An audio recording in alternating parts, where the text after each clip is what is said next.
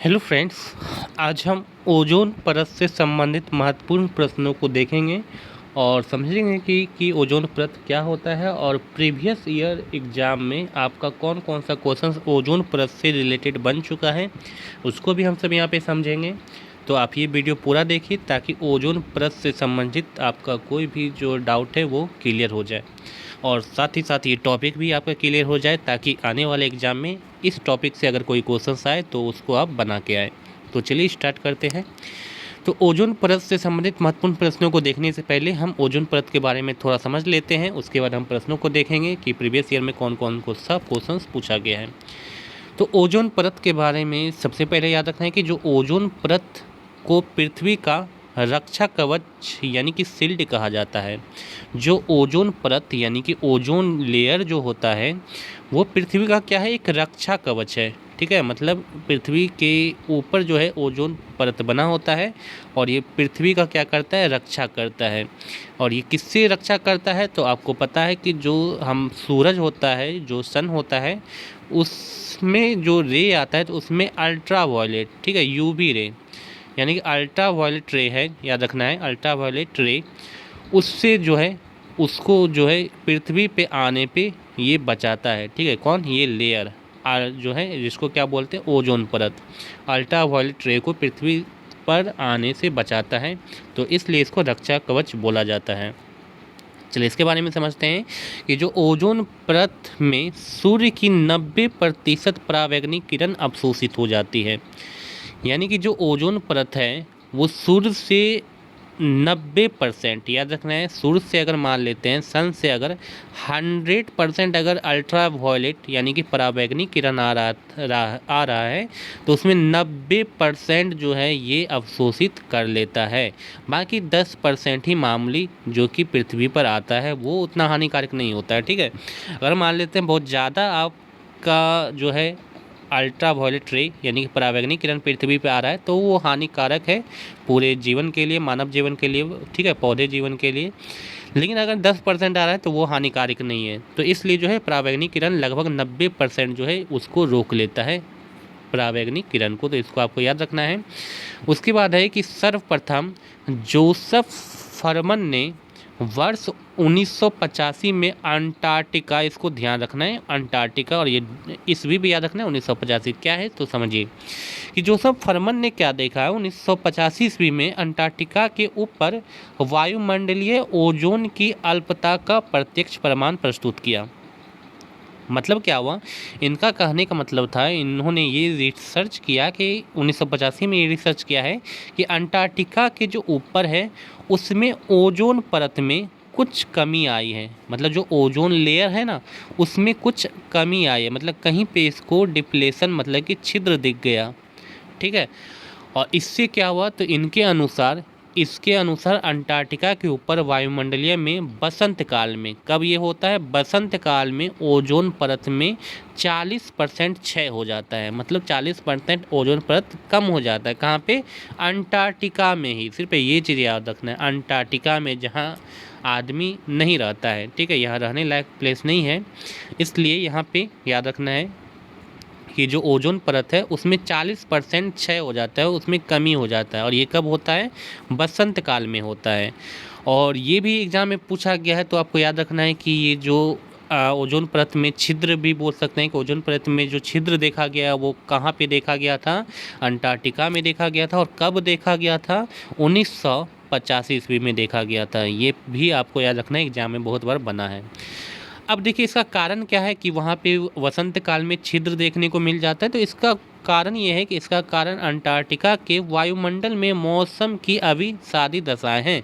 मतलब बसंत काल में कुछ वहाँ पे ऐसा मौसम चेंज होता है, ऐसा मौसम बदलता है कि अंटार्कटिका के ऊपर जो ओजोन परत है उसमें डिप्लेशन शुरू हो जाता है। और ये डिप्लेशन जो है 40% जो है ओजोन परत को कम कर देता है। ठीक है, इसको आपको याद रखना है। इसके बाद बता दें कि ओजोन रिक्तीकरण की घटना, यानी कि ओजोन रिक्तीकरण क्या हुआ, ओजोन डिप्लेशन, मतलब जो ओजोन परत क्षय हो रहा है, ख़त्म हो रहा है, तो ये सर्वप्रथम कब देखा गया, मैंने बताया 1985 में, और इसी महाद्वीप अंटार्कटिका महाद्वीप पे दर्ज किया गया। तो इसको आपको याद रखना है, एग्जाम में ये बन चुका है क्वेश्चन। चलिए, अब जो है जानते हैं कि ओजोन परत के क्षरण यानी कि डिप्लेशन से क्या प्रभाव होता है। ठीक है, इससे मानव जीवन पे क्या प्रभाव देखने को मिलता है, तो इसको पढ़ते हैं। तो देखिए, इससे क्या होता है कि अगर ओजोन परत में क्षति होता है तो इससे त्वचा की कोशिकाओं क्षतिग्रस्त हो सकती है।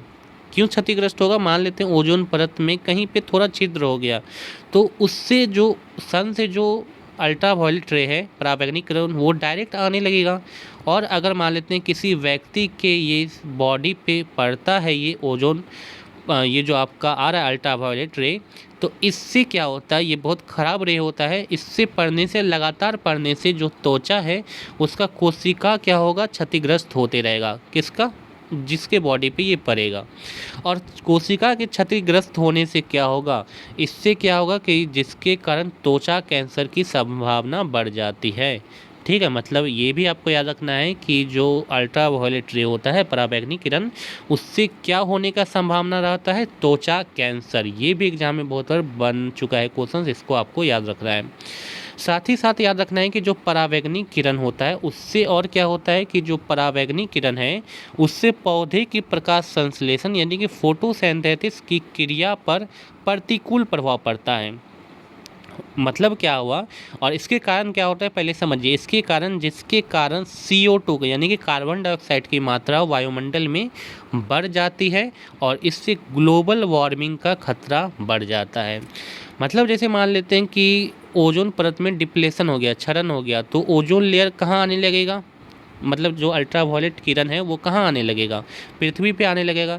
इसके कारण मान लेते हैं जो आपका पृथ्वी पे जो जितना भी पौधा है, ठीक है, उसमें क्या होगा, जैसे वो पौधे पे पड़ेगा, ठीक है, ये किरण अल्ट्रावायलेट किरण, उससे क्या होगा कि प्रकाश संश्लेषण ये करना बंद कर देगा। ये जो पौधा है प्रकाश संश्लेषण करना बंद कर देगा। और अगर ये प्रकाश संश्लेषण पौधा करना बंद कर दिया तो क्या होगा, इस पौधे से ऑक्सीजन फिर नहीं निकलेगा। ठीक है, इस पौधे से ऑक्सीजन निकलेगा, ऑक्सीजन कम हो जाएगा।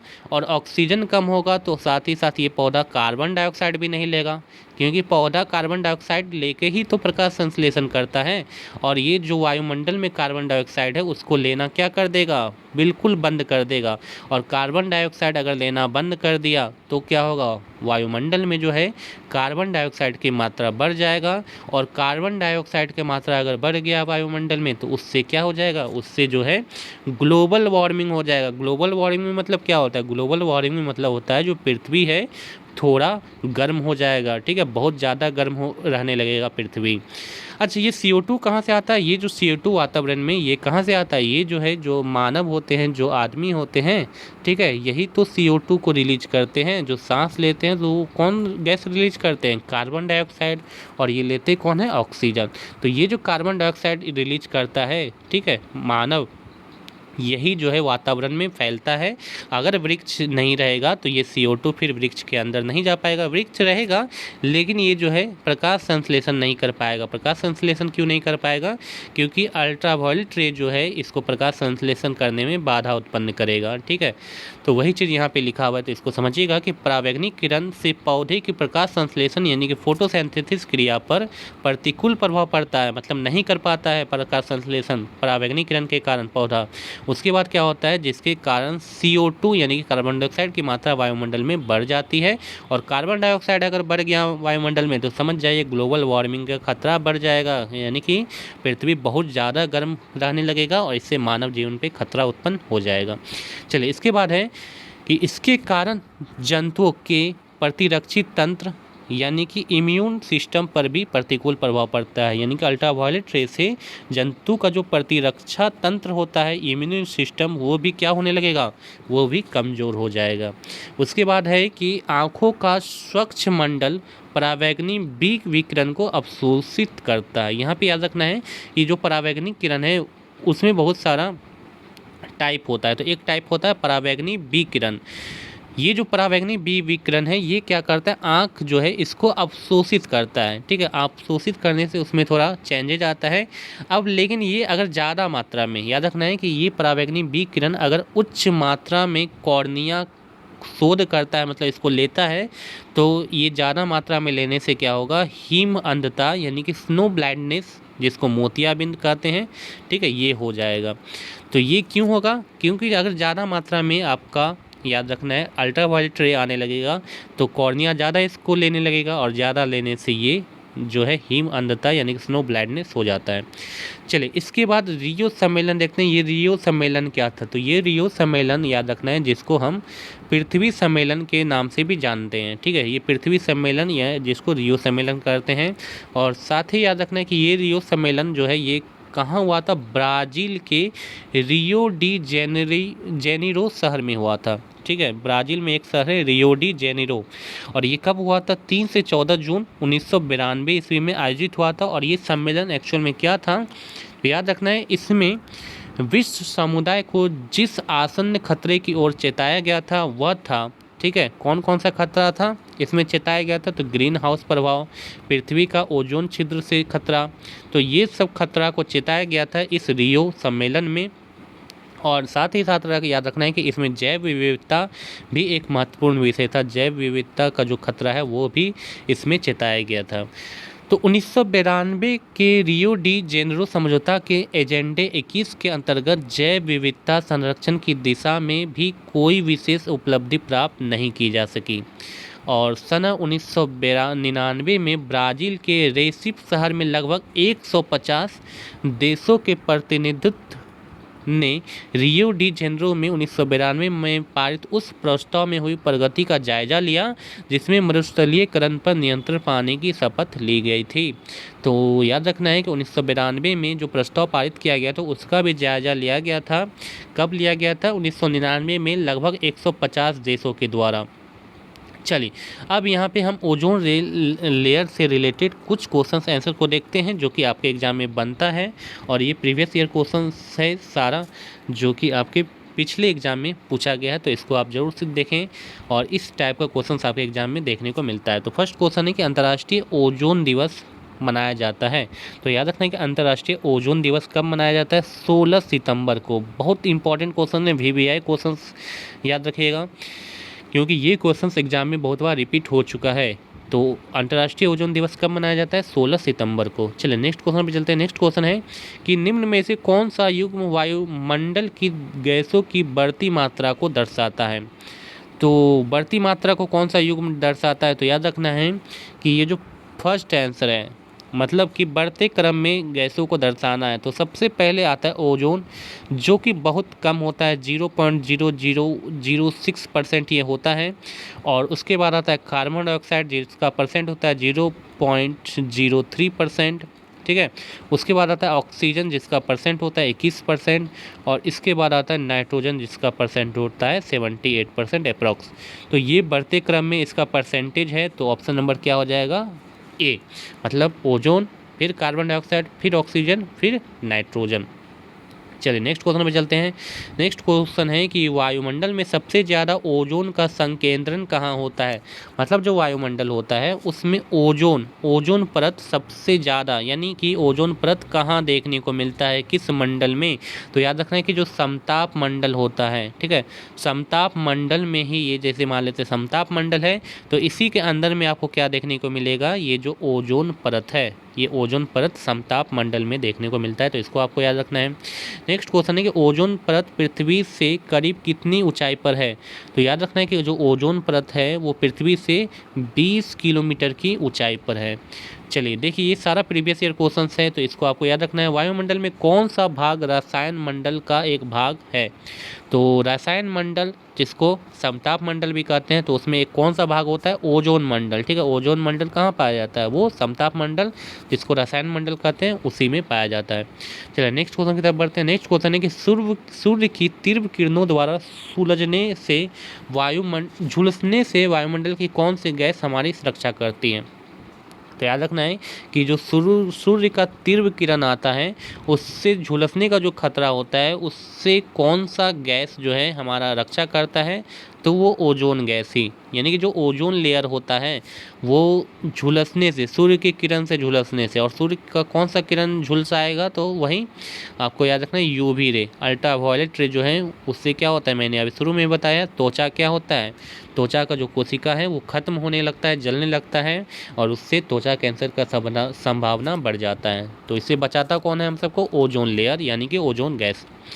उसके बाद है कि ओजोन परत मुख्यतः कहाँ पाई जाती है, तो ओजोन परत कहाँ पाई जाती है, ये बहुत बार एग्जाम में पूछा गया, तो याद रखना समताप मंडल में, समताप मंडल में जो है ये ओजोन परत पाया जाता है, इसको आपको याद रखना है।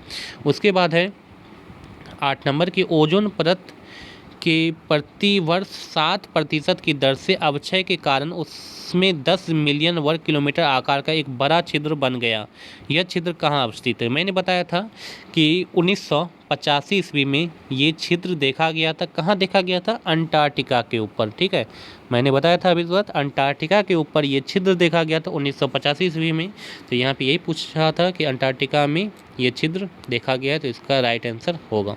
चलिए नेक्स्ट क्वेश्चन में चलते हैं। नेक्स्ट क्वेश्चन है कि कौन सा वातावरणीय परत सूर्य की परावैंगनिक किरण को अवशोषित करता है, तो जो सूर्य का परावैंगनिक किरण है उसको कौन अवशोषित करता है, ओजोन मंडल, ठीक है, ओजोन मंडल या ओजोन परत बोलेंगे, ये ओजोन मंडल में पाया जाता है, ओजोन परत वो अवशोषित करता है। तो आंसर क्या हो जाएगा, ओजोन मंडल, ओजोन मंडल में ये ओजोन परत पाया जाता है। चलिए नेक्स्ट क्वेश्चन है कि ओजोन गैस का रंग कैसा होता है, तो याद रखना है ओजोन गैस का रंग कैसा होता है, इसका रंग होता है नीला, जो ओजोन गैस होता है वो नीले कलर का होता है।